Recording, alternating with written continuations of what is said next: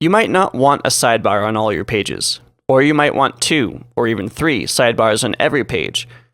Luckily, this can be handled really easily in WordPress.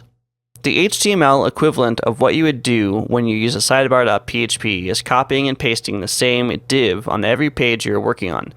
Tedious, boring, not very productive. WordPress has a template and a function specifically for this purpose, so you can load some common elements easily and dynamically. Keep in mind that the word sidebar is really just that, a word. You can use sidebars however you want. They don't necessarily need to be on a side. You can put a sidebar above the content, below the content, in the header, whatever. And you can use multiple sidebars and define them all explicitly, or just have one and name it sidebar.php. The codex gives us 2 guidelines for sidebar.php, which it reserves primarily for widgetized areas.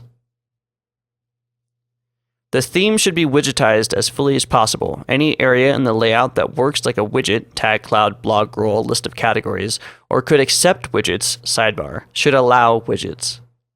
Content that appears in widgetized areas by default, hard-coded into the sidebar for example, should disappear when widgets are enabled from appearance widgets.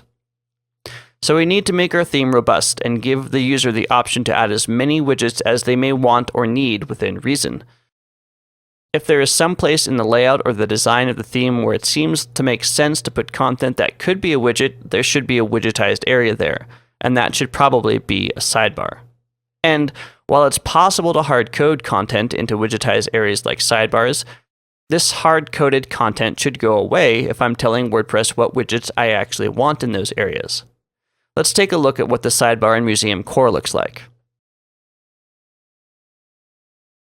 This time, I've got a function called apcore_getWhich_sidebar that returns the side that the sidebar should be on relative to the content based on the setting in the options.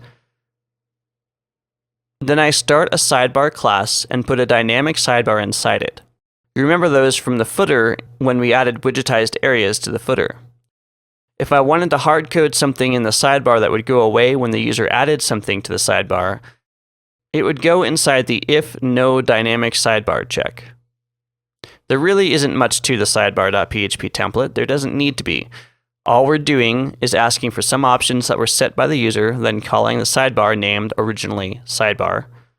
But let's take a look at how this sidebar, as well as widgetized areas in the footers, are actually registered in our first peek at the functions.php.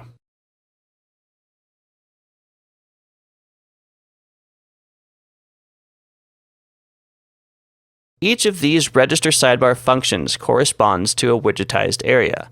In the WordPress Appearance Widgets page, this looks like this. Any of the available widgets can be dragged into any of the widgetized areas, and those will show up on the site in that specific area.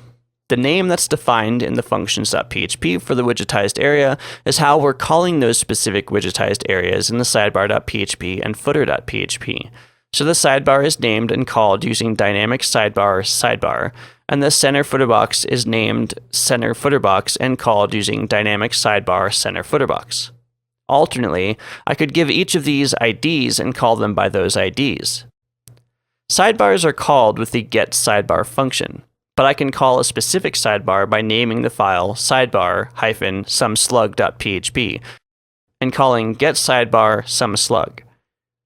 And, as I said, sidebars can be anywhere. They don't have to be on the side. You can just as easily call a sidebar top.php as you can a sidebar left.php.